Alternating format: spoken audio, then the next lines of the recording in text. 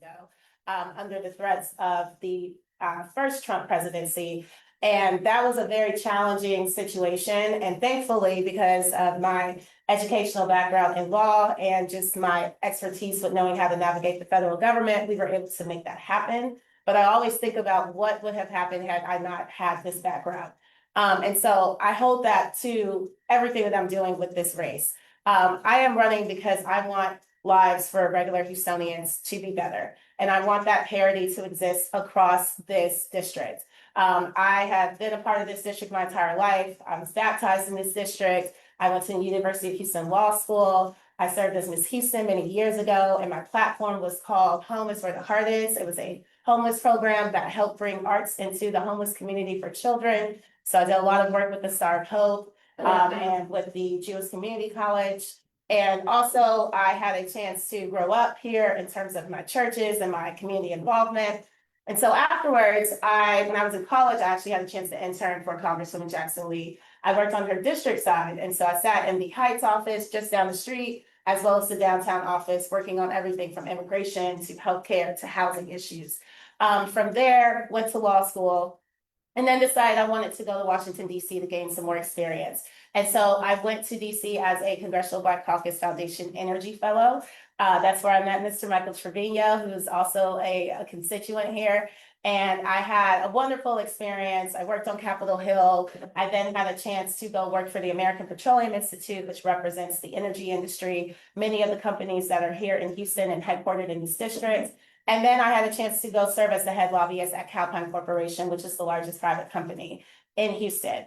And one of the reasons why I went into energy is because, as we know, there are a lot of problems.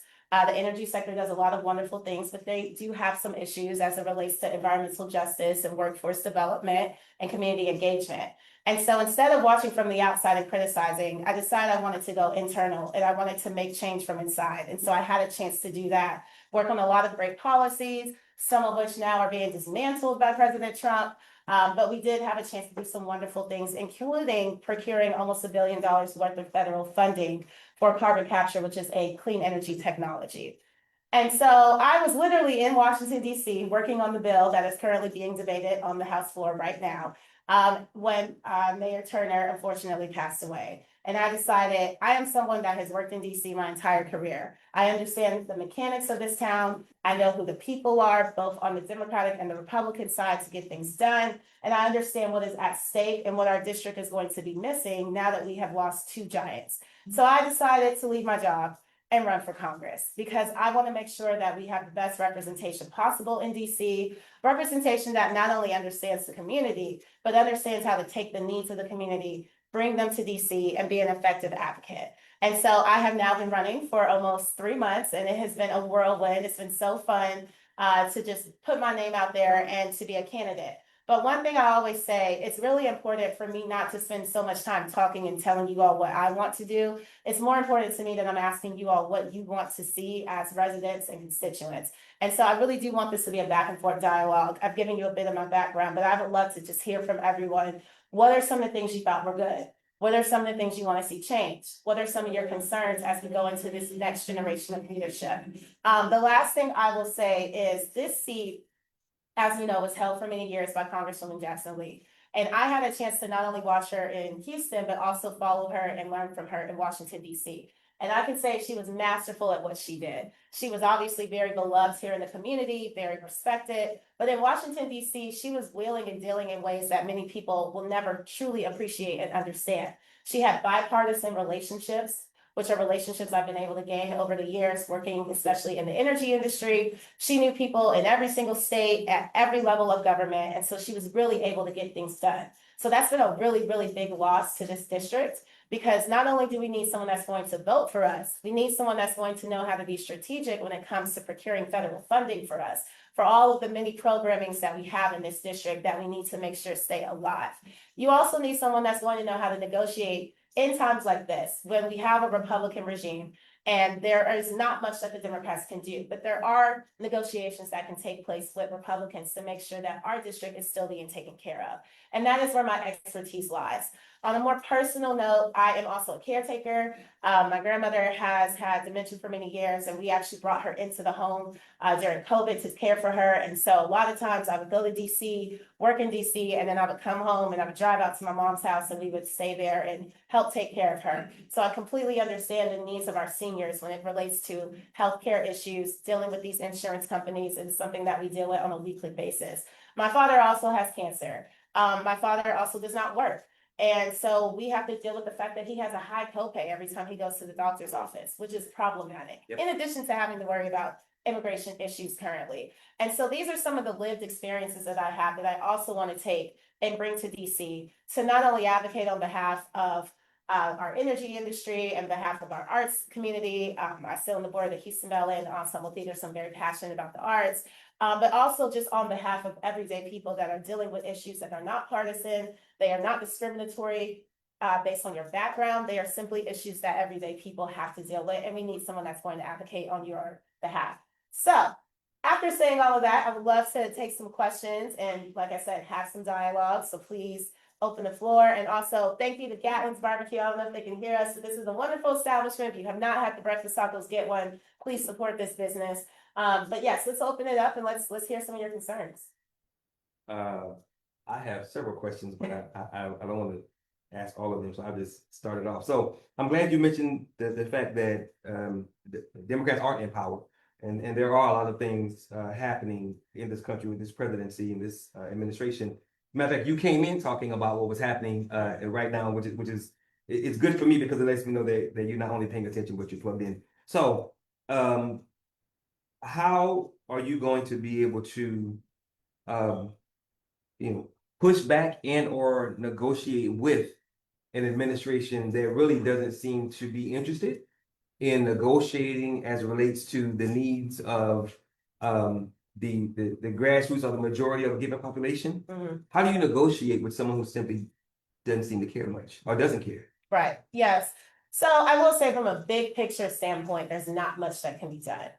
If they want to pass a reconciliation bill that strips away Medicaid and SNAP benefits and takes out money out of everyday people and puts it in the pockets of billionaires, they will do that. That is not something that we can stop right now because of the makeup of the House, the Senate, and the current presidency. However, within this big picture bill, there are a lot of small things that can be changed. There are a lot of little tax credits that we were fighting for. In fact, the tax credit that I was able to get passed in the Inflation Reduction Act, that one did stay in this bill. And so that is a tax credit that allows for carbon capture technology that I mentioned earlier to be compensated. And so that allows businesses to build it faster, which ultimately is great for our air quality because we're taking carbon out of the air through this technology. So that is a small nuanced thing. And there are other things that are being worked on, but that is where the negotiation really matters. That is where you being able to call a Congressman Wesley Hunt, who represents the West Side, or Congressman Brian Babin, who represents the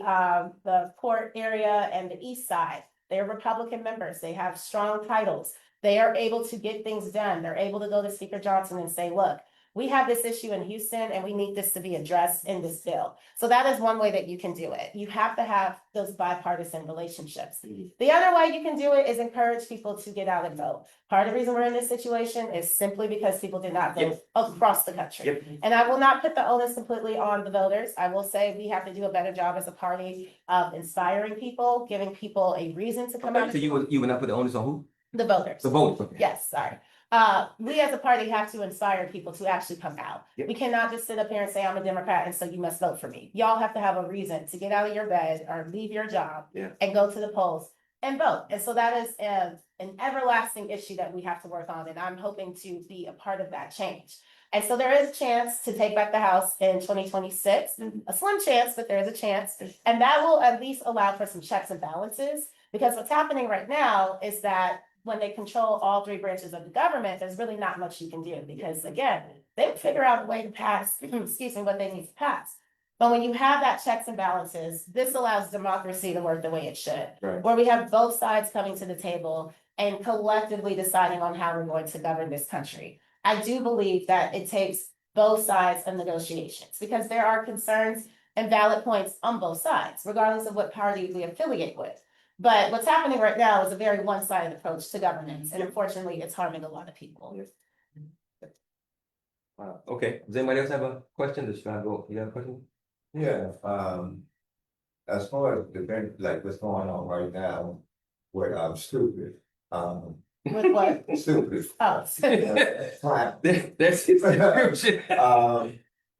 Is there a way if you was elected to protect people like me and your father, council patients, our benefits? So there are constituent services that you can do. So for example, if you have an issue, you're not able to get, if you were a veteran and you weren't able to get an appointment, we can assist with that. If there sometimes are funding opportunities for seniors. So say you're not able to afford the copay or you lose your insurance, we do have ways that we can help you navigate how to deal with that. There are government funded hospitals and there are some subsidy programs. So there are ways that we can inform the public about how to help you all. And I think that's one of the best things that I learned from Congresswoman Jackson Lee is really how to help constituents navigate the federal system and the resources that you all have. Because there are a lot of resources that people are unaware of. And it's very complicated. I don't even understand every single part of it, but I do understand how to find the answer. And so that is where I will be able to assist you. You can call the office and in the best way possible, we will be able to get a resolve for your issue. So that'd be meaning having to leave our current facilities. Like me, I'm a patient that, I go to Indiana, so I would have to leave Indiana and go somewhere else. No, not necessarily. No. So if you were uninsured and you were already receiving treatment, they will technically continue to treat you. Where it gets dangerous for the general public is that those costs will have to be consumed by somebody else. So for example, there are a lot of people saying, well, I shouldn't care about this bill because I have private insurance. It doesn't impact me. Well, that's wrong. It does impact you because we're still going to take care of you.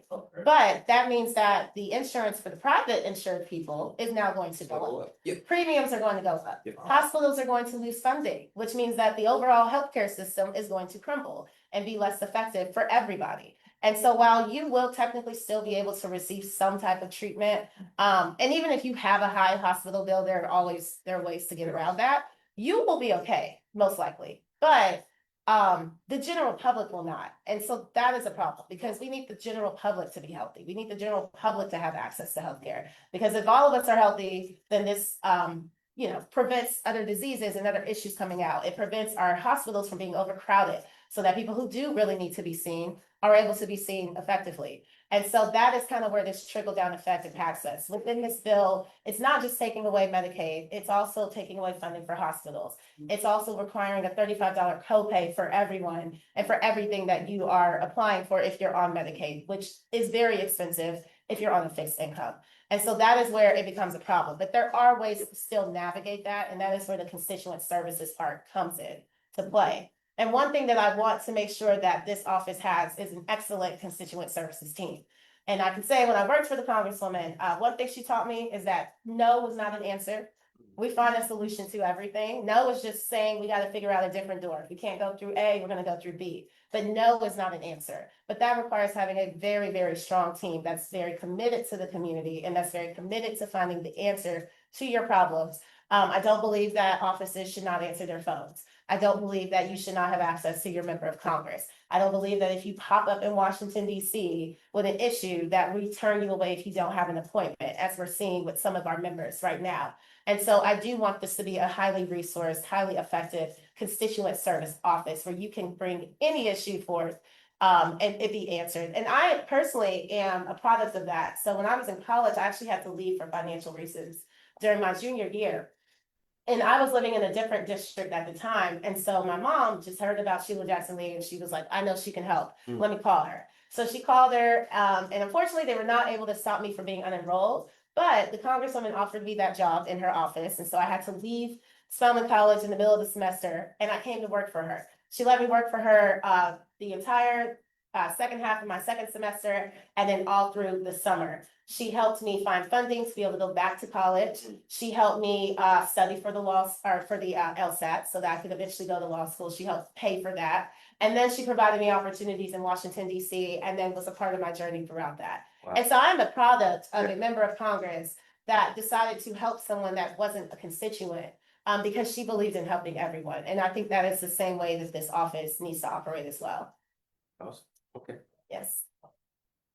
You talked about Medicaid. What about Medicare? That's a good thing. Yes, so right now Medicare is not under attack, but I can say dealing with my grandmother and her own issues, Medicare is not the most effective. It is very difficult for people to get their full Medicare benefits at times. And unless you know how to negotiate with the insurance companies, which most people do not, Right. you have constant situations where people are either being removed from hospitals when they need to still be treated, when people are being denied access to their medicines, when people are just not able to get into their doctor's office in a timely fashion. And so that is something that we do have to work on. Some of this, though, does come down to the states. And unfortunately, we live in a state where they are not always as compassionate when it comes to that. But again, this is an opportunity for this office to serve as an advocate on your behalf. And so anything that is federal related, and even when it's state, we can't necessarily have full jurisdiction over state issues, but we can help you navigate that. But that is something that I unfortunately have experience with because of my grandmother. It is a huge problem, and it is something that I want this office to be a liaison for you and the insurance company if you have an issue and you are not able to advocate on your behalf. Well, so far, I've been able to Yes, negotiate on my own. that's good. Go ahead. Yes, but I don't know what I'm considered as now, Mm-hmm. because it used to be middle class. Now I guess I'm down there with low class. Yeah. Yeah. I make too much money to be on Medicaid. Yeah. Yeah. And when we talk about everyday people, that is one of the things that gets me. We do have relatively good services for what we would consider to be unhoused, unemployed, or people that did not work a long time. But where we oftentimes miss opportunities is for people that did it the right way. They went to school or they got a job, they worked for 40 years, they retired, but now they are on fixed Social Security income, which is being taxed. That's another issue that I plan to advocate against because there's no reason why seniors' Social Security should be taxed. And they're still unable to ends meet or be able to take care of themselves or be able to live a fulfilled life. And so that is something we definitely need to address.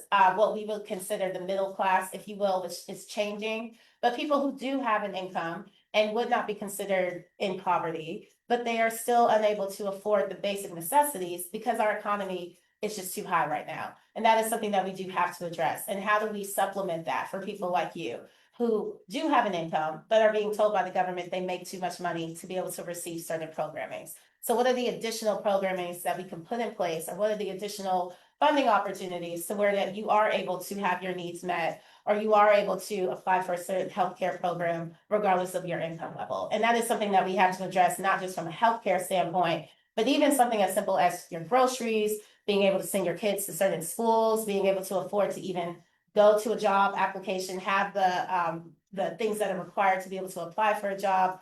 All of these are what I would call everyday people issues that we unfortunately are not addressing because we oftentimes look at it from the lowest to the highest, but we're missing what's happening in the middle. And that is something that I do plan to be very attentive to and make sure that we are addressing.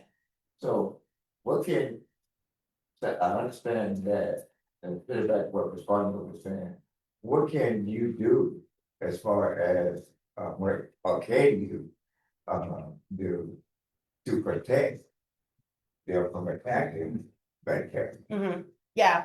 So, Real quick, though, if you need some water, I brought you something. oh, thank you so FYI. much. Just in case. Yeah, thank you so much. Yeah. So there's a couple of reasons why policies get passed, in my opinion. First and foremost, if we are not engaged with our members of Congress, and that is all of them. So if you live in a Republican district, you likewise need to be engaged, even if you don't vote that way. If you live in a Democratic district and you're a Republican, you need to be engaged because members respond to the voters. And when the people don't vote, and when the people don't speak up, when they don't attend the town halls, when they don't come to the breakfast, the members say, I'm going to be attentive to the people that are speaking up. So if enough people are not speaking up against Medicare, they think Medicare is not an issue, at least not based on the folks that are voting for them. And so what I want to make sure is that we have a space where you all feel comfortable to say, look, I'm worried about my Medicare benefits. And another 100 people are worried about our Medicare benefits. And so I need you to make sure that when you go to Washington DC, you're watching out for any type of amendment or policy or bill proposal that could impact my Medicare benefits. So your job is to keep me informed. My job is also to pay attention, but your job is also to keep me informed. Okay, on that note, to keep you, but this is just for, are you meaning as a whole or just for your district? I think as a whole. Okay. I think what we're seeing right now is a lack of the entire country Right. not voicing their concerns. Right. And only a small group of people's issues being heard. And I will say, as someone who was a federal lobbyist for a very long time, oftentimes we kind of have these negative views of lobbyists. The job of a lobbyist is to represent an industry or a business on Capitol Hill. It's to educate members of Congress about the issues in their industry. I see this job as being a lobbyist for the district. You all do not have the time to just go to Capitol Hill and fight on your behalf. My job, that is what my job is to do. However, that also requires people being vocal, and oftentimes we are not vocal enough. We decide we're just going to sit this out. We decide we're just not going to talk about it. And so we do have to make sure that we're being vocal. Now, I will say Medicare is not necessarily an issue that people are not vocal about, but there are a lot of other issues that we just do not, people don't hear about it. And so what Speaker Jeffries is doing right now, he is reading stories from all across the country. He's going to do this for hours of people who are going to lose their Medicaid benefits. Most of these people are in Republican districts, and the Republicans are the ones taking these benefits away. And he's doing this because a lot of times these stories go untold. And he wants to make sure that the world hears the stories of the people that are being impacted and are going to lose their benefits.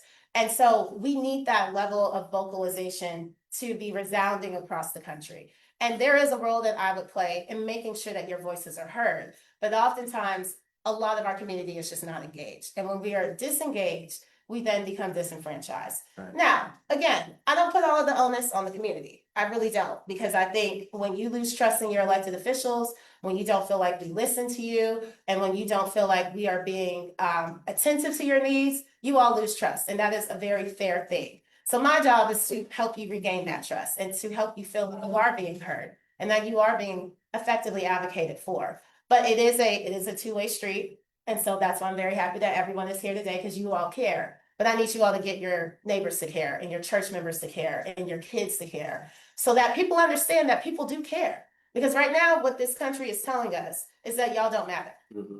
They're saying immigrants don't matter. Right. They're saying old people don't matter. They're saying children don't matter. They're saying anyone that's not white doesn't matter. Yeah. They're saying women don't matter because they feel like we have not spoken up enough, or they feel like when we do speak up, it's not enough of us, or that we just simply don't vote.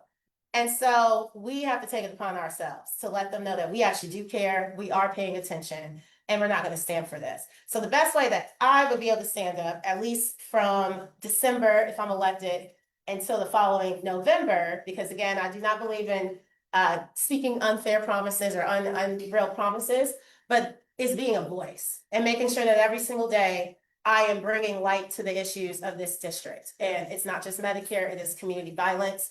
It is our terrible education system right now. It's the fact that people cannot find housing. It's the fact that our seniors, they don't have enough facilities to just enjoy their life. It's the fact that our children don't have public pools in the neighborhood. They don't even have after school programs. And many of these issues can be solved with federal initiatives and federal funding. And so that is my promise to you, is to be that voice so that people do hear your stories and your concerns and understand that this is something we have to be constantly watching. And I tell people, one of the roles of a member of Congress, and this is from working on the Hill and working on multiple pieces of legislation, it's not just to pass bills, it's to stop bad legislation from passing.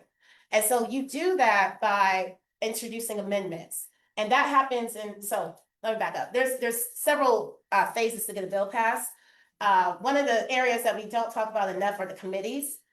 And so every single member of Congress sits on a committee. These committees cover everything in the country, from energy and healthcare to small businesses to taxes to your judiciary issues, which are your voting rights and your civil rights and your immigration issues. And so everyone sits on the committee, and these committees create the baseline for what eventually becomes the big bill that gets voted on by everybody in the House.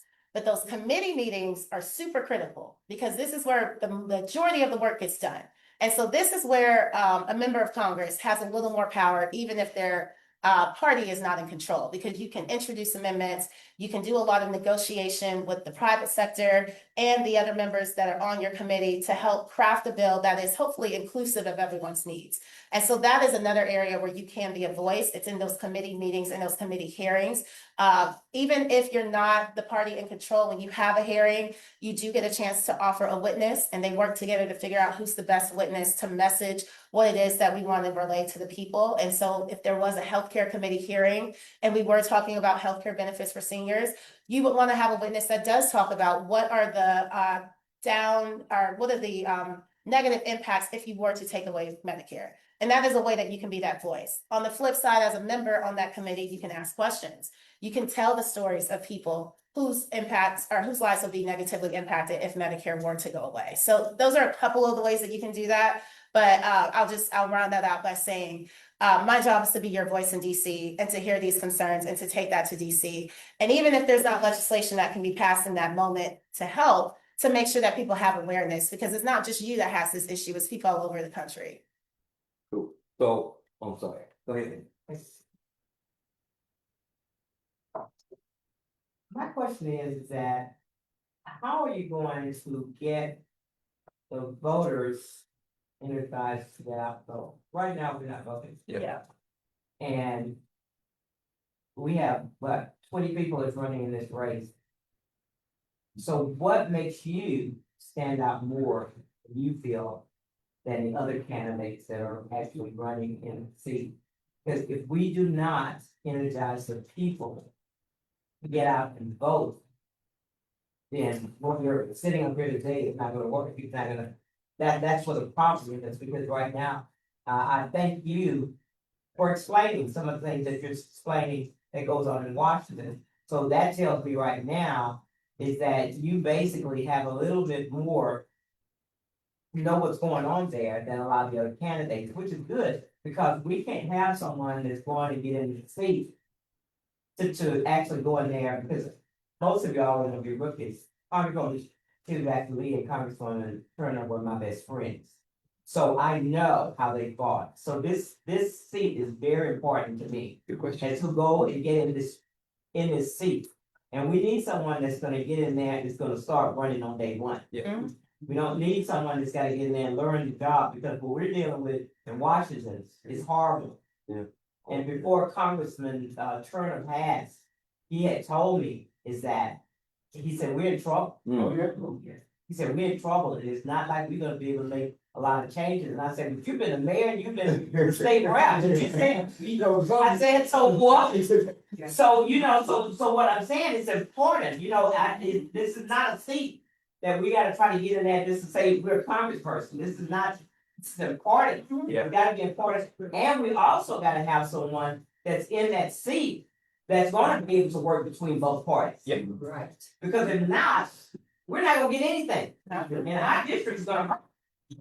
If we do that, we can't get up there and be this headstrong that, okay, no. As you can see, that's what's happening right now with some of the people that's in office now. Yeah. So we're gonna be able to have that, be able to work between the parties to just try to get things done for this district. So your question is, how is she gonna be able to do that as a new person? How is she gonna be able to, how is she gonna be, if, Get people based out. on how many people we got running out? Yes, ma'am. Yeah. What's gonna make you, be that person that's gonna stand out? Right, yes, no, and very, very valid point, so I thank you for raising that. So first and foremost, I will say, just showing up. I will say I do not see my opponents in a lot of places. Hmm. And I'm not just talking about civic club meetings and breakfast meetings where we're invited. Yeah. I'm talking about just going to the grocery store, just going to the bar, just going to the school. I went to a basketball tournament a couple of weeks ago and had a chance to meet parents. These are the places where our representatives need to be because these are where the real people are just hanging out. Yeah. And people who oftentimes they care, but they're just not as engaged. And so that grassroots organization is what I'm working on.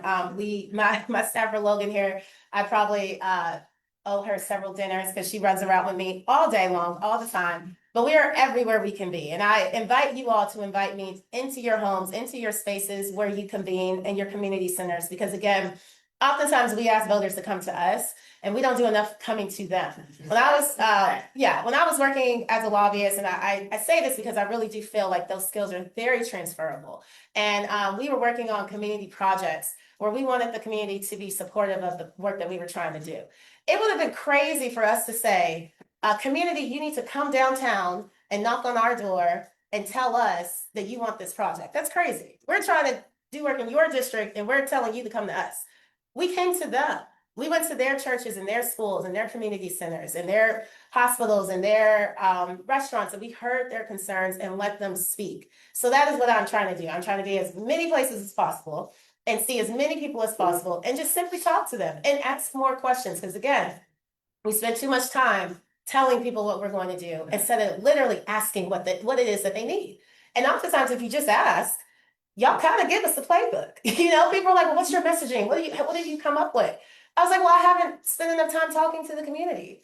But in about 3 months, I will have. And now I have some ideas and now I can take those ideas. So that's the first thing, just getting out there. But it also takes y'all's support. If you guys like me and think I'm a great candidate, please tell the world about me. I have some friends here. Please tell the world. I have precinct chair Dawkins. She's known me my entire life.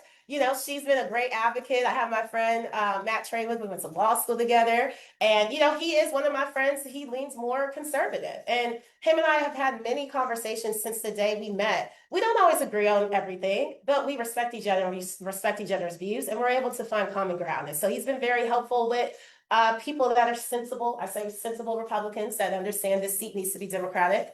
And they will get behind someone that is more business friendly and more conservative on some of the fiscal issues. We're not going to agree on the social issues, but the fiscal issues. And so you all also have to be the advocates for who you feel is the best candidate. Because yes, there's a lot of people in this race. I'm hoping the field will clear a little by the time we actually make it onto the ballot. But it is a lot of us. And this is a very, very spread out and diverse district. And so we have to really work hard to get into all of those different pockets and to message to everybody. Yeah.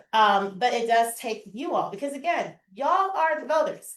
Y'all are the ones telling us who is going to go to Washington. I tell people all the time, I did my part when it came to the 2024 election. I was all over this country canvassing, phone banking, going to different cities. I did my part. So I'm at peace because I did my part.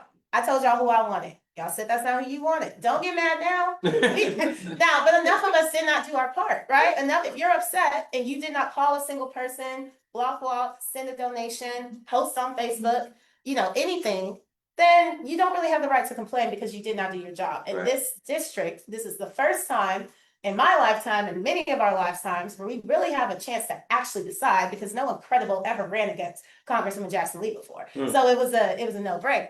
But because of that, it kind of led to people not really coming out, because again, it's like, well, obviously she's going to win. My vote doesn't even matter here. Your vote matters in this race. Everyone has to participate because y'all are making a very serious choice. The one thing about this seat and what's going to happen, and I also, in another role, I serve on the Corporate Advisory Council for the Congressional Black Caucus Foundation. So I help mentor and guide a lot of the members of Congress, in addition to some other roles. There is no orientation. Whoever wins in December, because there will be a runoff, they're probably going to have 24 hours, and then you're going to DC, you're being sworn in, they're going to give you a notebook and a key to your office, and you start on day one. That's it. And so there is no time to get acclimated and figure out where the bathrooms are and the differences between the different congressional buildings. You have no time for that. All the pomp and circumstances that happens when you get elected to Congress, none of that happens. It's not going to be a pretty day. And so I agree with what Ms. Edna is saying. You have to have someone that is ready to go. And a lot of people say they're ready to go. And I just simply ask them, well, how are you ready to go if you've actually never even stepped foot on Capitol Hill? Right. Like, what exactly does ready to go mean? And the other thing I will say is that I think voters right now are tired of the same rhetoric. They're tired of feeling hopeless. They're tired of we're suing Trump. I mean, everyone's suing Trump, right? So that's not really a difference. Everybody. What are you going to do to impact my life? How are you going to make my life better? That is simply what people want, myself included. Yeah. What are you doing in the next 2 years that makes my life slightly easier? And while you may not be able to get a huge bill passed, while you may not be able to get every single initiative done, there are small things that can be done. And so explaining that to people and understanding all of the needs. I like to say I'm a very robust and a very multifaceted candidate because of the fact that my father is an immigrant and I understand that story. So I understand the first generation plight. I'm also a single woman who is a homeowner in a neighborhood that right now is becoming increasingly violent.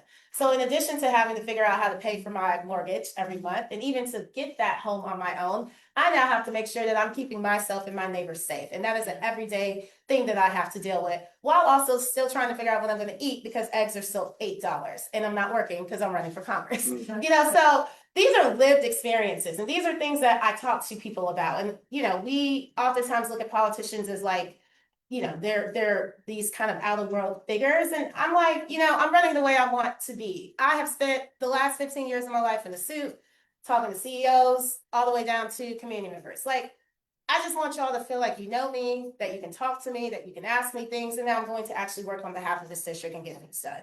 And so that is what I'm doing. I'm showing up in my most authentic way, showing up as someone that is ready to work, that understands the job and really cares about this district, and showing up to as many places as humanly possible for you to see my face on the screen at church, or for you to meet me at a breakfast, or for you to see me in the community so that more and more people know me. And then the other thing is money. We are raising a lot of money. I am a first-time candidate. Our reports will come out in a couple of weeks. I have raised over 6 figures. And so that money allows me for those little handouts that I gave y'all, these stickers. We're gonna have signs plastered with my face all over the place so that as many people as possible can see me. And so, but also, like I said, it takes y'all as well. So I really do need your help. I'm just gonna say that right now everyone's on the team. And so like now you all have been charged with helping to get my name out there. So thank you. Very recruiting. Y'all are still sitting here, so yes. Does anyone else have questions? Yeah, several of us do. Yeah, but I already asked one question, so I'm gonna ask. Oh, no, she's asked one. She hog the mic. You go. She ain't going where she gonna be here. Basically, I was going to say, Zoe has pretty much addressed some things that are near and dear to me. Cause I was gonna ask the question, what do you plan to work on? What have you found out from District CD 18? And you've already addressed that by saying, especially being a senior, thank God I do have retirement and the Social Security, but being taxed, that's very good. I like that. And we talked about education. That's very, very important because I feel like in the current environment we're in HIC, that they're dumbing down the students to make numbers look good. Yep. For special interests. Yep. So you're very much aware of that and you hit the ground running. So you basically answered the questions I had. So what I want to say is, when we talk about helping in terms of donating to you, what's the best way? I know they have AgBlue. Do you do Zelle or whatever? A person wanted to do something today, or what do we need to do? Yeah, so we do have a link if you want to donate via online that I can send out. You can give cash under $100. I don't think we have a form on us, so that may not be the best mechanism. You can do a check. And then you can, if we don't have the form, I didn't bring the form, but you can do cash. But a check or online. Oh, we do have. This is Logan, y'all. She just graduated from college. She's my lifeline. Like, she's like, oh no, I have the form. Thank you, Logan. So there is a form if you wanted to do cash. And then the ActBlue link, which you just go online, so I can share that. But thank you. And you can always go to the website. You can send it out. You say like, hey, give her $25. That'll buy me that'll buy me a yard sign, a t-shirt, some gas. This is a very big district. So you can go online to do that. And a lot of people do reoccurring $10 every other week. All of this adds up. I tell people there is no amount that is too small to donate to a candidate. And I'm glad you bring that up because it is not just donating to me. I think when you donate to any candidate, you're invested in their race, regardless of how much. And I think we need to continue donating just across the country to people who we feel are good candidates and are going to be good for our district and for our country at large. I think you had a question. Yes, just to kind of circle back to what you were saying in your own personal experience, how you're noticing inflation and crime. And we know with this current administration that is in office, how things are going and how things are going to collide. We are going to see an increase in crime. And how do you plan to deter crime? And when it comes to the criminal justice, that is where I come from. How do you plan to try to reform this and dismantle this system to actually put rehabilitation in there so we can stop the Yeah, Hold on, before you answer that, what area do you live in that's going up in crime? third ward. Third ward. I live right by the clubs. So this is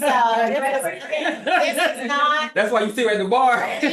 these aren't talking points. These are currently lived experience. Yeah. This is my actual life. Yeah. And so I like to answer things from a perspective of what a member of Congress can do. One of the biggest issues we have is that our kids have nothing to do in the summer. They are literally walking the streets bored. We don't have pools. We don't have after school programs. We don't have enough jobs for them. There's not even a little $10 job that they can get. And so what do? They get into trouble. They find things, they steal, they get wrapped up with gangs, or they just do things that kids with nothing to do that becomes a nuisance and a disturbance in our communities. And so one thing that I'm really passionate about is federal funding for community programming that helps young people, helps them find jobs, helps them get training for jobs, helps them go back to college, whether that's a 2-year or a 4-year institution, so that they can enter a workforce like mine, the energy workforce, where we have tons of jobs for people who have associates or even a GED, because a lot of them drop out and then they just kind of give up hope. We need to help guide them into that. We need to have just basic things in our communities for the kids to do. I know this community is very relatively affluent. There's a lot of things here, but where I live in Third Ward, we lack a lot of basic needs. In Acres Homes, in Fifth Ward, they do not have they don't have a basketball court hardly. So we need things for these kids to do. And you can get federal funds to help assist that. You can get federal funds for community organizations like Miss Edna has to help her be able to do the work that she is doing. And so that is one thing I want to do to address it. The other thing is, what I've been hearing over the last couple of months from our police department is that they are severely underfunded. So this does not allow them to have the resources to really engage with our community. And they are doing a pretty good job of trying to address this, but they just don't have enough people.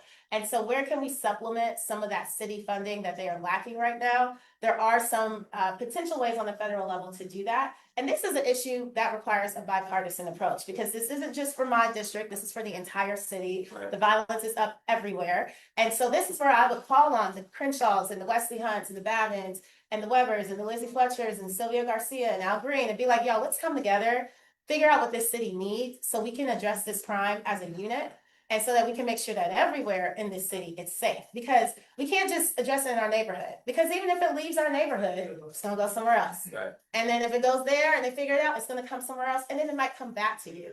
And so we have to stop thinking about these things in silos, and we need to think more collectively as the city of Houston. So those are two ways that I would address it. Thank you. Yes, yes. Since you said that, I think that's great.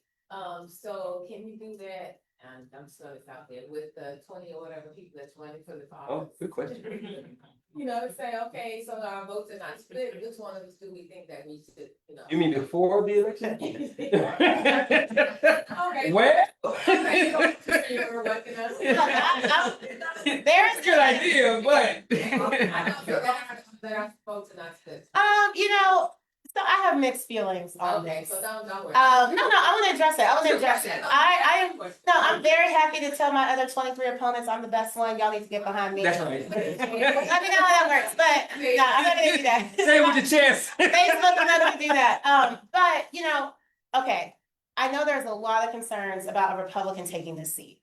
I have already said, I'm very protective of this federal space. I've spent my entire career in it. I personally know many of the members of Congress. I know what they are dealing with. I was very emotional watching Leader Jeffries this morning, because he is going to stand on that House floor for as long as he can to stall this bill. People are not able to go home and enjoy the holiday with their families because of the foolishness, right? So this is very personal to me, and this space is very personal. And so I would love for everyone to just get behind me. That is unfortunately not the reality of what's going to happen. And so I have to convince them. So I approach this two different ways. One, if y'all didn't know, I'm a former Miss Houston and I did pageants most of my life. And, in pageants, there's this idea of sisterhood. So while we're competing against each other, we're also supposed to be building our lifelong friends. And so I try to be nice to all of my, or not try, I am nice to all of my opponents, talk to them, even some of the younger ones who are just entering the political space. I hope they see me as a mentor. I'm happy to answer any questions. And I'm happy to correct the record when it is wrong in a respectful way. And so I do hope that just by running a race where I am being genuine and being fair to everyone will encourage those who may not make it into the runoff to get behind me, because I do plan to make it into the runoff. So that's the first thing. But the second thing I will say is this level of competition is really, really good because it forces people to actually look at least half of us and make a decision. And I think that's one of the things that we're missing. We're missing that competition and people feeling like they actually have a choice. Because when you just say this is who we're going to vote for, well, then you're like, well, why am I getting out? Why do I care? Why am I researching? Because you've already told me this is who I'm voting for. And if I don't want to vote for them, I'm just not going to come out to the polls. And so I do think there is a healthy competition happening. We do have to narrow this down come September, and it will, because it's one, very expensive to get on the ballot. Everyone's not going to get on that ballot. And two, it's expensive to run this race. And so when those finance reports come out on July 15th, you should all look at it. That is going to kind of tell you who's going to make it into September, because again, if you don't have $5,000 in your account, I don't know really how you're going to continue to run unless you just want to run for the purposes of having a platform, which I do think is unfair to this district. And so that is why things like this are really important. Who is actually showing up to do this? Who is actually coming to talk to you? Some people only want to talk to crowds of 200 people. I actually prefer these types of small interactions. Yep. And so force people to have this. You can have a forum. You can set up a forum at a school, at a church. You can have it at your house. All of you all are able to have them and invite us. I will come to anything that you organize and force us to talk to you all so you guys can actually make an informed decision of who you want to represent you. But I do think that competition that is being created, I think it is really healthy, and I think it will hopefully drive the turnout that we're missing that Ms. Edna spoke about, because people will feel like they have a choice. They feel invested, and everyone loves a little competition. We want to make sure our person wins. So now I got to make sure 15 other people know about you, and I got to make sure 15 other people are giving to you so that we can make sure you win. The last thing I'll say, I know there are a lot of concerns about Republican taking this seat. As someone that is a steward of this seat, as a steward of the Congressional Black Caucus, and as someone that has worked in this district and worked in this environment, I have made a promise that for some reason, if I don't make it to the runoff, and it does come down to a Democrat and a Republican, I will put all of my support, my people behind that Democrat to ensure that we keep this seat Democratic. But based on the slate that's out there right now, I don't think we have anything to worry about. I find, I know for a fact the Republican Party is not putting up a serious candidate. So that means unless you're self-funding, you're not really going to have the means to be able to run this race. And they are not pushing anyone. That's not to say a Republican won't run on their own, but the party at least is not really focused on this race. They're focused on that Senate race that's getting ready to go down next March. And so, but I am going to do everything in my power to ensure that this seat is Democratic. That includes making sure that I win, but also if for some reason it is not me, making sure that there is a good Democrat that is in this seat. So that is my promise. I do not want to see the seat go to a Republican, but I do think that it is healthy competition that we're seeing right now. Okay, so the other half of my comment, I think people probably just don't feel heard, but when you also talk about housing, we have all these laws on the books, but like we see the big signs in the neighborhood, if they put up the free packs or whatever. People don't have time, I'm not trying to give excuses for people, but I always so tell them stop and leave those signs. Yeah. So to, go close to chapter 42 so that you can avoid those. Anyway. Yeah, no, I appreciate you explaining the process, talking about the importance of the constituent services and all that. So yes, and my word short. Yes, no, you're fine. I, in a past life, actually served on Mayor Turner's TERS transition team. The TERS helps with the housing issue. And so I have seen a lot of the issues that we're dealing with right now. I saw them unfolding a decade ago. As I said, constituent services means resources. And so this should be an office that if there is affordable housing available, you all should be able to go onto the website and see these units are going to be coming available. Let's have a community town hall so that people understand what the options are, because I completely agree with you. One thing that developers do they basically hide the fact that there are affordable units available. So by the time people find out, they're gone, or they missed the threshold. Or another issue is that they don't know the paperwork that they have to bring. And then again, I want this to be a one-stop shop. If you're going to apply for affordable housing that is provided by federal funding, you should be able to come to this office and be able to have a checklist of everything you need to bring so that you can be as successful as possible. Because a lot of times, it's not even that we're not trying, we don't even know what it is that we have to do to be successful. Right. And so how are you supposed to know that if you don't even know where to go to look for the information? And that is where a well-resourced office that is committed to constituent services can be helpful. We can make sure that if you need to apply for affordable housing, if you need to apply for some type of immigration status, whatever it is that falls under the realm of federal law and policy, you should be able to come to this office and get that answer and have the forms ready and have someone that can assist you with filling out those forms so that you can have the best chance possible to actually get the housing. And that our affordable housing that's going up all over the city is actually being purchased by people that need it. That is a whole other issue that I have, but we'll discuss more on a different day. Sorry, you have one more question. So that was it. No, right here. Oh, okay. Miss, I don't know, yes, Oh, yes. I don't live in your district, okay. so therefore I have an open mind. Sheila and Sylvester, they were friends of mine, and they were not afraid to work in the district that I live in, which is Congressional number 9. Okay. How do you feel about standing behind Congressman L on his impeachment? Yeah. Oh, so I love Congressman Green. I've had a chance to work with him for many years. I mean, I don't see any reason why you wouldn't stand behind him. I do think that continuing to bring forth the fact that this president is doing a lot of harm to this country, and we need to hold him accountable. This is what we would call a messaging exercise. So it's not possible for him to be impeached right now, but it is possible to have the conversation. And what Congressman Green is doing is sparking that conversation, which sparks dialogue, which gets people to think differently about how they approach voting in the future, hopefully. And so, yes, I do think that there is an important role to play as a Democrat, as a Houston Democrat, and as someone that is a member of the Congressional Black Caucus, if I were to be elected, to stand behind the entire delegation when it's necessary. And so that is something that I think Congresswoman Jackson Lee and Congressman Al Green, they did well. They a lot of times stood together as a unit. And that unity is really important for the people to see, especially because with redistricting, you might be in that district today and you might be in my district tomorrow. And so, you know, I do believe there is one, you are most attentive to your district and the need of your district. But the way these districts are gerrymandered in Texas, you kind of have to be attentive to the entire city because there's so much crossover. Yes. Even if you don't live in the district, you probably work in the district. I tell people District 18, everyone touches this district because this encompasses 3rd Ward, where we have the University of Houston and TSU. It has downtown, it has Bush Intercontinental Airport. So there are a lot of very important parts of this district that everyone actually does need to care about. So I appreciate you coming out because I think it's important that the entire city is paying attention to this race.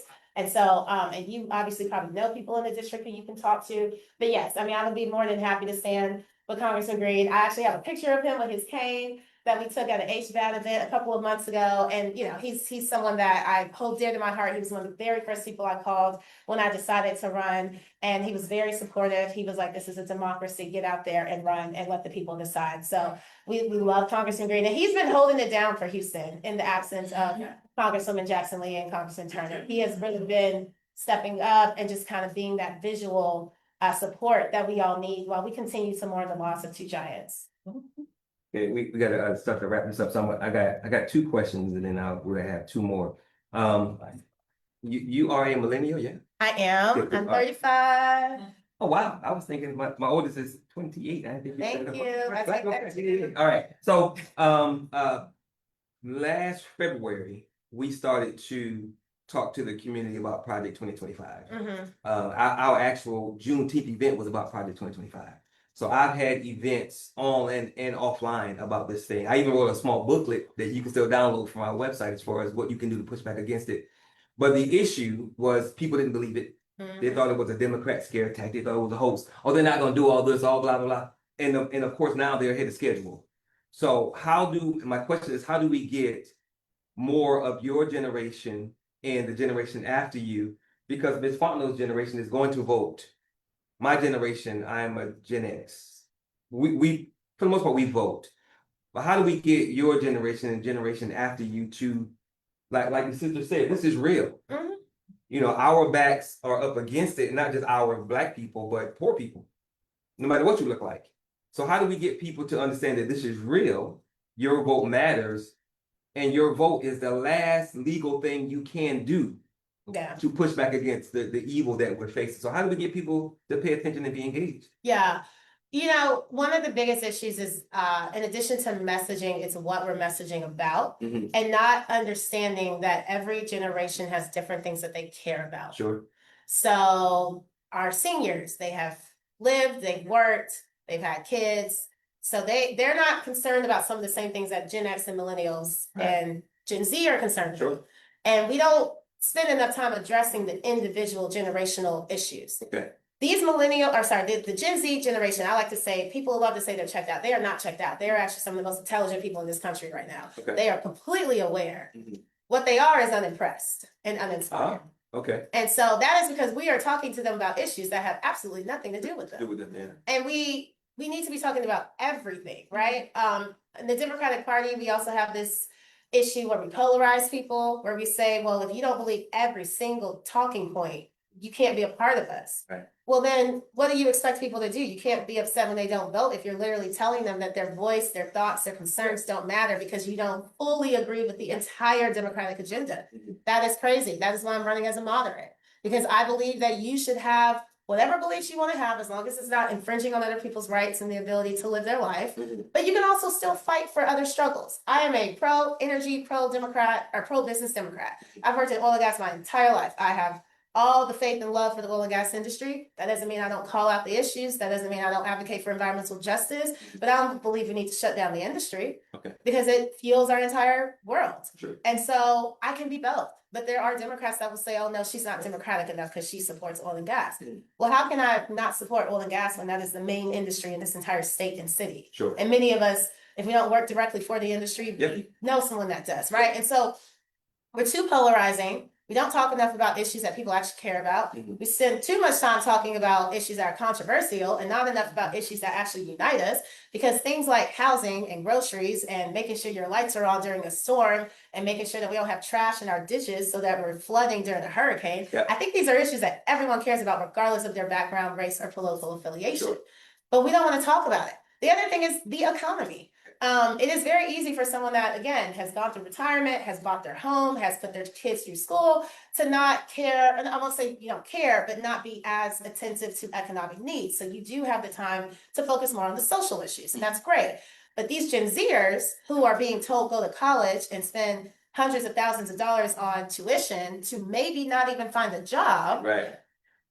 Yeah. they're like, hold up, y'all are not addressing The math ain't math. yeah, that ain't nothing. Like, and part of this bill is actually reducing the amount of student loans you Sure. can get, which Yeah. a lot of people are not talking Yeah. about for Yeah. law school and med school and Yeah, other they can graduate program school too. programs, which is completely disenfranchising a whole subsection of people. But we don't have time to address that. But what I'm saying is, we do not meet these people where they are. Sure. We just want to tell them what they should care about Mhm. when they are continuously telling us we don't care about it. Right. But then we're like, no, but you have to care about this. Right. But they're like, well, we don't.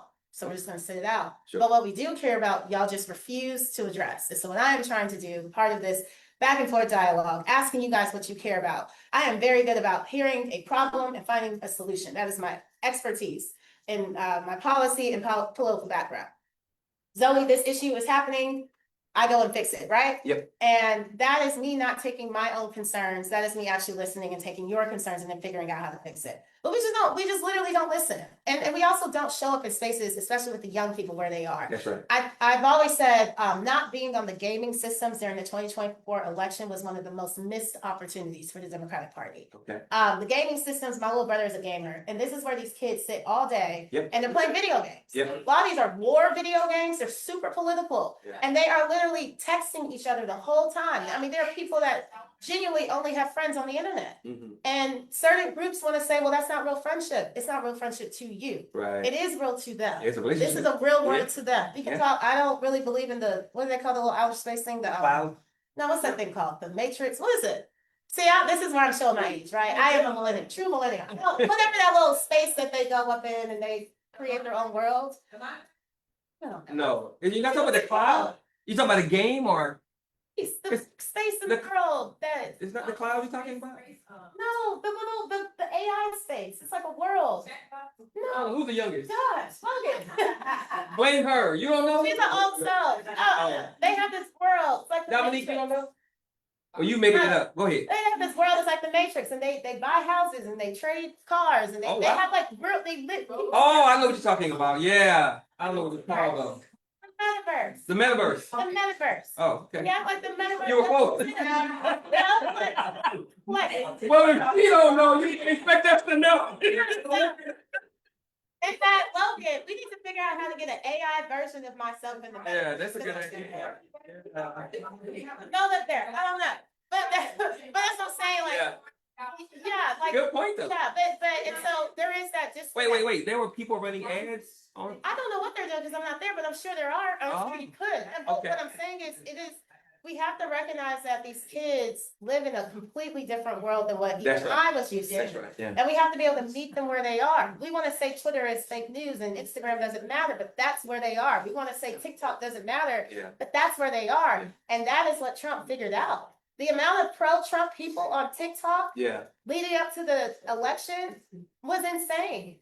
And Twitter. And Twitter. So, you know, President Trump did a really good job of meeting the young voters where they were. He was on TikTok, he was in the gaming system, Right. he was on Snapchat. I don't even know all the names of these things that they have now, right? Sure. But they figured it out and they found a way, and these kids just felt simply heard. Right. And the other thing is, like, we have to remember the trauma that millennials and especially Gen Z has gone through. Mhm. And we oftentimes, I think, we don't appreciate, our seniors have gone through a tremendous amount of trauma, right? Y'all survived the civil rights movement. Some of our seniors were around during sharecropping. Yeah. There was even slavery in Louisiana up until very recently. So you all have gone through and fought and sacrificed for me to even be able to run. Right.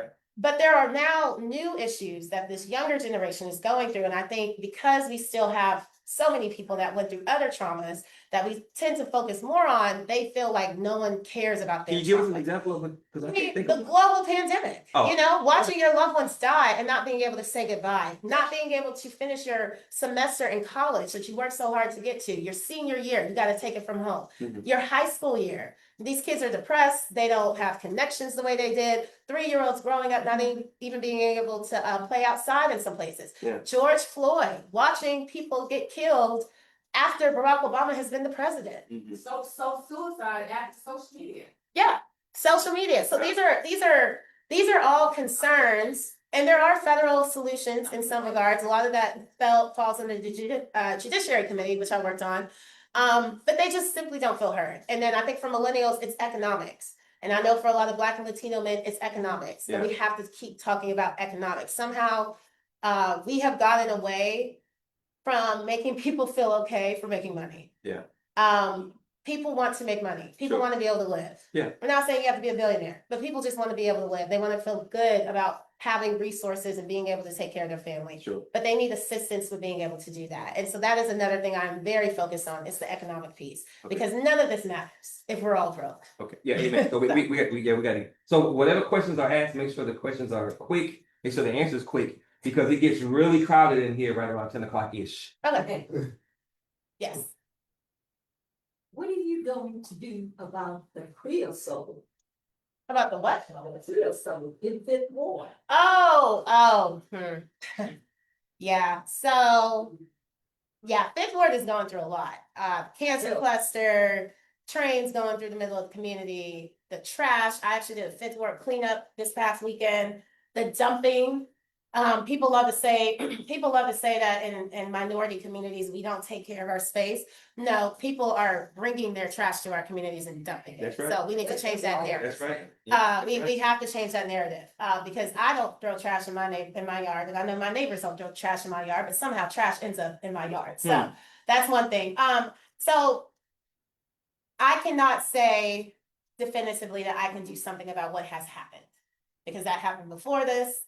What I can say is that I can make sure that it does not happen again. And so one thing I'm very passionate about is proactive advocacy. And that means that you have to be very in tune with all of the stakeholders within every single neighborhood in this district. Right. So we know that in Fifth Ward, we have a lot of different industrial companies that operate out there. There has to be constant dialogue. They have to be bringing these people to the office. What are y'all up to? What are y'all doing? What are the impacts on the community? Is there any harm that's going to be taking place? If there is, now y'all need to go educate the community so that they know, so that they can make decisions. If they need to move out, how are we going to help them move out? And unfortunately, a lot of that does not happen, and this is countrywide. And so that is something that I want to make sure that we are attentive to that. Again, that goes back to that well-resourced office, because I will be in DC a lot of the time, but I have to make sure I have a staffer that is spending time in Fifth Ward and spending time with these companies and corporations and these people that are making these decisions, and making sure that these decisions are being made on behalf of everyone, and keeping the people that actually live there and have to deal with these issues in mind. The other thing is a grassroots approach to how we are learning about issues. And so something I do want to create, I was on Council Member Dwight Boykin's first District D Advisory Council, and it was a council that he created primarily of younger people who lived in the district. And we met once a month and advised him on all of the issues that were happening, from education to healthcare to seniors, etc. So it was our job as individuals to just be attentive and to let him know. And that is a council that I would want to create for every neighborhood in this district, so that once a month y'all can come to the table with me and with the staff, and y'all can be like, hey, Zoe, this company is trying to bring this thing into our neighborhood. We don't want it. How can we fix this? There's this homeless person walking around. We think they're causing damage in our community. What can we do about it? I've noticed that there are migrants that are, hanging out, and they need assistance with getting their immigration status. What can we do about it? And so that is something that I definitely want to make sure we have. We do these town halls a lot. Our members of Congress do this a lot with the private sector. That happens a lot in DC, where they have forums and roundtables where they're talking to the private sector. We need to do more of this with the community. And so that is something that I want to create. I know how to do it on the private sector side very well. It can be easily replicated on the community side, and making sure that we're having that collective dialogue. And the other thing is making sure that we are having dialogue across the district, because a lot of times, Third Ward's over here, Fifth Ward's over here, Acres Homes over there, North Side is over there. And all of them have different issues that all need to be addressed, but we're not coming together, because sometimes what's happening in Fifth Ward, now that we're aware of it, we can make sure that's prevented on the North Side, or that it's prevented in Sunnyside, because now everyone sees this as an issue that impacts the entire district. And so I say that to say, I never want to make a false promise, and there is not a lot that can be done right now to fix the problem. You can kind of make it less severe than what it is. You can provide some healthcare benefits to the people that have been impacted. I know they're doing a lot of screenings, but unfortunately, a lot of the damage has been done, and that cannot be undone. So what we have to do is figure out going forward how we make sure this type of situation never happens. And that is that proactive advocacy that I'm talking about. Cool. Okay, does anybody else have a One more question. I thought of this last night, because I just made it official that I am gonna run for Texas House District 139. And I had this thought, and with you having a father who come here, where I come from in East Texas, is black, white, Mexican. That's it, nothing else. But when I come to Houston, it was very diverse. How do you feel about when the migrants come here and they're getting their visas and they're becoming legal? How do you feel about trying to transition them into being able to have full voting rights like everyone else, because they pay their taxes like we do? So should they be able to vote like we do? Yes. So I do believe you should be a citizen.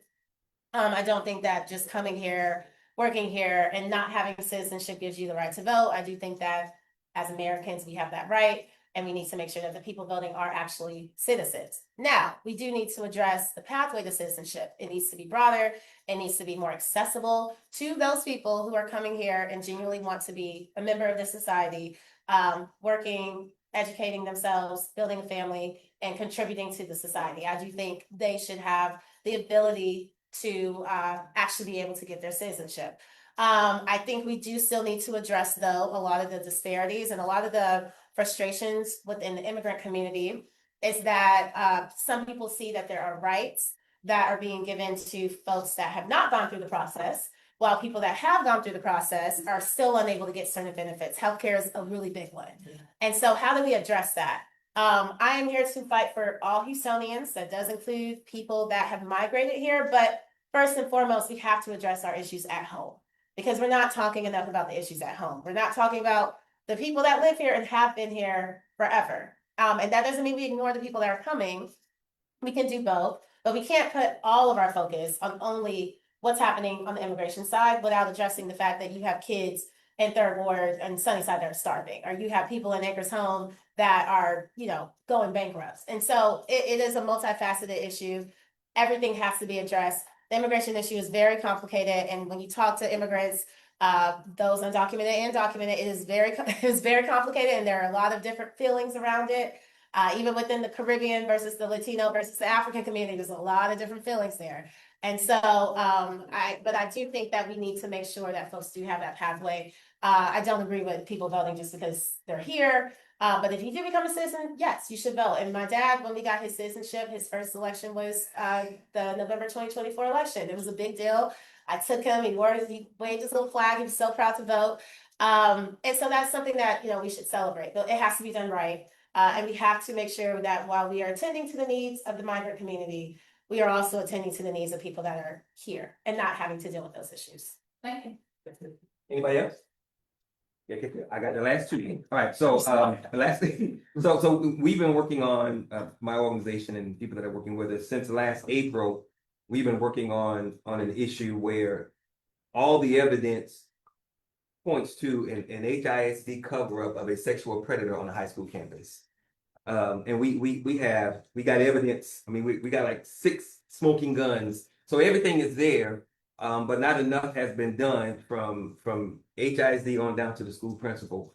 As a congresswoman, were you to win, what could you do to help us better protect our youth who are being preyed upon sexually, and there's proof of it? Okay, so that is a very complicated question. Yep. There's a lot of different jurisdictions at play, first and foremost. And so one, just bringing awareness. I do think as a member, you do have a platform to talk about all the issues. And so making sure that our children are safe, not just from a gun violence standpoint, but Sure. from this level of predatory activity is really important. I think educating the community on what predators look like so Yep. that they're aware. A lot of times people don't even know That's right. what a predator looks like. I would have to put some thought into what policy actions could be done. I don't want to misspeak, so that's something I can follow up with you on. But the first way I would answer that is just by being vocal about it. And I know we've had several instances in this district. There have been several people in positions of power that have had some sexual harassment claims against them. Yeah. And obviously, we're all watching what's happening with Diddy right now. Yeah. And so that is something that is always at the top of mind, especially being a woman. But I think talking about it and making people feel comfortable bringing it to people's attention, Right. which having this platform and being a voice for it, hopefully that will create that comfort so more people discuss it. Because if it's happening in this one school, it's Oh, sure. definitely happening in other Yes, places. and predators never prey just one time. Yeah. So I'm going to send you some information. Okay. And when you read it, because fortunately we had a reporter that actually did an article about it. When you read it, I guarantee you your jaw is going to drop because it's shocking what took place and what's happening. But I'm going to keep you in the loop because this is something that we've been working on for a minute, and we got to get either a lot of people are incompetent or somebody is trying to sweep this thing under the rug, which is why I need to turn cover up. So thank you for that. And lastly, I want to thank you for coming out. Thank you. And I do want to tell everyone, I reached out to everybody that's running. Not everybody answered the invite. We're going to be doing this. I'm going to try and have every candidate show up to speak because we want to hear from everybody, but not everybody answers the call. So keep in mind, it's important when people show up and take the time to talk to the community because not everyone does. I want to thank you for that because that's important. And lastly, why is voting for you the best vote for the 18th Congressional District? Well, it's because you know, and I hope by now from hearing my answers and from this dialogue, you know that you have someone that one understands the role and the assignment and can get to work on day one. It's someone that is going to represent everyone in this district, whether you vote for me or not, whether you live in my neighborhood or not, whether you look like me or not, whether you think like me or not. I am here to work hard to make sure that there is parity across the district as best as possible, so that everyone living here feels like they're able to live a life that is to their fullest potential. And that is truly what I want. I want this to be the best place in Texas to live. I want to be able to protect this district. And I want you all to be comfortable knowing that you can call me. You can email me, I'm going to respond. You can show up to an event, I'm going to recognize you. And I'm not going to be someone that is standoffish. I'm going to be someone that is approachable and going to continue that wonderful legacy that we have with the Congresswoman and with Congressman Turner. And you also can be assured by knowing that I'm someone that's going to fight every single day. I hope that the way I'm running this campaign is a reflection of that, showing up anywhere with anyone at any time. That is from the breakfasts all the way to the late nights, because we gotta get people in the clubs as well. Not, Right. not too late, not too late, but late enough to, you know, not. Say you supposed to drop like it's hot. Well, We're meeting the people where they you are. had We're said. meeting the people where they are. You know, before, not too late. Right, We're right. meeting- we're meeting the people where we are. And just, I just think, you know, I'm someone that I genuinely care about this issue, but also I genuinely know how to get it done. Yeah. I have worked with a diverse group of stakeholders. Tim, who's here, he knows that. He actually used to be one of my consultants. And working on the private sector side really kind of teaches you what I would say are constituent services, because I don't know if it appears as if we all get along and it's just so easy for us to make decisions. It is not. It takes years sometimes of negotiations and conversations and all types of back and forth. And this is the same way that this community is. We're very diverse and it's a beautiful thing.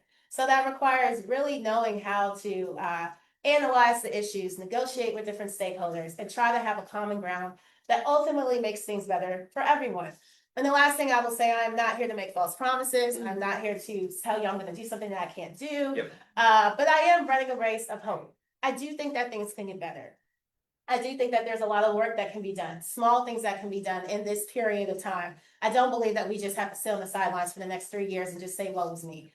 There are things that we can do. It does require us working across the aisle. It does require us having to give in on some things so that we can gain other things. And so that is my promise to you. I cannot do everything. I cannot fix everything. I cannot change who is in the White House. But I can do my very, very best to make sure that this district gets something until we get a better government. Right. And make sure that this district is not left behind when decisions are being made in DC. And then if there is absolutely nothing that can be done, I will make sure that you all are equipped with the tools to be able to defend yourself. Right. If Medicare is about to get a raise, you're not going to find out about it from the news. You need to find out about it from me, and we need to start talking now Right. about what we're going to do to prepare you for that. Because some things cannot be avoided, and I think oftentimes we don't talk enough about that. Some things simply cannot be avoided. We can fight it, we can push back, but some Yep. things are inevitable. Yep. What we can do is prepare ourselves. That's right. We can make sure that if we know that there is a development that is going to happen, and there is going to be an adverse effect, we can prepare the community for that. If there's going to be ice coming into our communities tomorrow, we That's can right. prepare the community for that. If Yep. there's a storm, we're preparing. So this is an office that's going to be a great advocate. It's going to be well-resourced. It's going to have the smartest people to help you all navigate this very complicated federal system. It is going to be a place where you can come, voice your concerns, and make sure that know that you're being heard. And it's going to be a place where you're going to be prepared with the tools to be able to defend yourself as well, while I am simultaneously fighting for you in DC. Okay, let's give Ms. Doyle a hand. Thank you for being here. All right, you're gonna selfie, y'all. Yes, yeah. Like I got to know you so well. Okay, hold on, let me wrap up first. Hold on, let me wrap up first. So no, normally I have a bunch of things that I say, but I'm not gonna do that now. Just know that this is obviously very important. We're going to be having candidates, as many as we can get scheduled. We have, I think, 6, 7 scheduled right now. We do have a panel scheduled. She's going to be on the first one on August 14th, and then the second one is September 11th. So it's important that she shows up, but it's more important that you guys show up, because she wants you to vote for her, and all the candidates want the same thing. So you're gonna hear things that you agree with, things that you don't agree with. You're not gonna agree, like she said, you're not gonna agree with everything. You just aren't. That's not how life works. But if you agree with enough things that a candidate says, then you should be showing your support. So we want you guys to come back because we do this every Thursday. Last week we had a young lady, Lisa Garrison, from an organization. I can't remember the name. But she talked about the homeless animal crisis in Harris County. And it's a big deal, so much so that I had a partner of mine in Shreveport, Louisiana, talking about how much of a big deal it is. Stray animals, because we don't have any spay and neutering laws, they're just everywhere and they're causing all kinds of problems. I didn't know that. Most people know that. And if a congressperson is running and they can do something about that, then they need to know about that as well. So coming back, not just for the political, but for the community stuff matters. And that's why we do this thing every Thursday morning, hence the title, because there's so much going on in the city. Before I ask Ms. Dominique Payton to come up, because she is running for office, we're gonna have one last question for her from me. No, the one that's for you. I Yes, got here. Come on, girl. I thought I got here at 8:30, but I really don't know who you are. My name is Who you? Oh, no, okay, I'm Zoe's friend. I'm joking. My name is Tamani. I'm the organizer of Thursday Morning Breakfast. I have an organization called the Grow for Care Alliance, and we are the bottom line is that we work on being the bridge between all the good that's going on and getting that good to the community. We do a lot of other things as well, but that's the crux of what we do. So this is one of the things that we do to get the community to be aware of what's what. But we do a lot more than that. So in a nutshell, that's who I am. Can I make a suggestion? Sure. Can we do the first forum after the filing deadline on September 3rd? Because I think this is great, but I think when we do the panel, we should have the people actually on the ballot. Numbers. So you're saying don't do Don't August? do August. Have the first one. Have it in September. Okay, so I still have to do two because of the number of candidates though. Well, it might be significantly lower by August. Okay. Yeah, or I by can do that. September. I can- By September, there will hopefully only be about 6 of us. Oh, Yeah, because we don't actually get on the ballot until September 3rd. okay. And so that is the slate. Okay. Yeah, Okay, well, yeah. that's why we do this, because you learn stuff. Yeah. So I really didn't know that, huh? Makes a lot of sense, yeah. The actual, picture. Because the numbers are going to drop, yeah. Drop. Okay. These people will not be on this ballot. Okay, Yeah. okay, amen, I can do that. Okay, All right, so let me good. get Dominique up here so we can close this thing up. Thank you. So this is Dominique Payton, she's running, this Payton back up. Yeah, Payton, she's running for the District 139, and she's gonna tell you why she's running in a minute or two, and then we're gonna get out of here. Dominique talking. Go here. Good morning, you guys. My name is Dominique Payton. I am officially running for House District 139. I am not originally from Houston, so I know that this is going to be very challenging as my opponent is going up for re-election. But I'm up. Her name is Charlene Ward Johnson. I am not a career politician at all. I'm not a career politician at all. I have always wanted to go to school to be a district attorney. I am now transitioning into law school come August. But when I came to Houston and with our current administration in office, I realized that I face so many struggles that everyday people face, and I'm 31. And there are so many people, I see it on social media all the time. There are so many people in these communities and people of my generation who complain so much about what's going on and nobody's doing anything to change it. Yep. And like Miss Zoe, I have a lot of her core values. I plan to come in, hold me accountable. My office is going to hold integrity. I want to be so transparent and hands-on with the community because as a leader, I have learned it's not just me bossing people around and giving orders. I really need to listen to you because a lot of politicians seem to forget that they actually work for you. You don't work for them, so I need to get out there and I need to meet you. I need to come into these different spaces. I need to show you who I am at the core and build that relationship. Right now, I am asking for verified signatures. I do have to have 500 of them in order to get on the ballot. So I'm hoping by mid-August, I can have those signatures. So when the primary or when the deadline comes in December, I'll be able to be on the ballot. And then when primary comes in March, I'm hoping to go ahead and win that seat so we can move into the general election. All right, thank you very much, Thank Dominique. you. So on that note, like I said, I normally have a lot of announcements and whatnot, but given that Zoe did such an awesome job, we're going to go ahead and wrap this thing up. So I'm going to say to everyone, I try to always remind people that no one can do everything, but if everyone does something, everything will get done. So like Zoe said, you do have a role to play, no matter how great or small. She is wanting to be your representative, but of course you have to vote for her. And even after that, there's still things that we have to do as a community to ensure that things are moving forward. No one person can solve everything because the problems are too immense. And again, with this administration and with this president, we are up against it, not just as particular racial or demographic groups, but as citizens of this country. If you are not part of the 1%, then you're up against it. And if we don't work as a collective to push back, then I'm not quite there in that I am telling people that we now are under a fascist government. But I'll be damned if, definitively speaking, it's right there.